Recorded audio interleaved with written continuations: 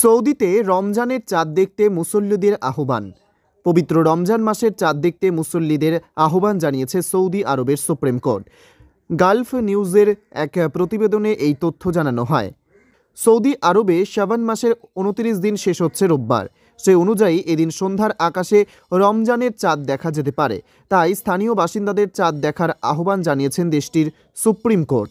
Supreme court জানিয়েছে মুসল্লিরা খালি চোখে এবং দূরবীক্ষণ যন্ত্রের মাধ্যমে পবিত্র রমজান মাসের চাঁদ দেখার চেষ্টা করবেন। যদি কেউ চাঁদ দেখতে পান তাহলে নিকটস্থ কোর্টের কাছে জানানোর নির্দেশ দেওয়া হয়েছে। এদিকে পবিত্র রমজান মাস শুরু হওয়ার আগেই মসজিদে ইফতারি খাওয়া নিষিদ্ধ করে সৌদি আরব। দেশটির ইসলাম বিষয়ক মন্ত্রণালয় একটি নোটিশ জারি করেছে। মধ্যপ্রাচ্য ভিত্তিক সংবাদ মাধ্যম দ্য নিউ আরব এই খবর জানায়। এতে বলা হয়, ইফতারি পণ্য নিয়ে মসজিদে যাওয়া যাবে না।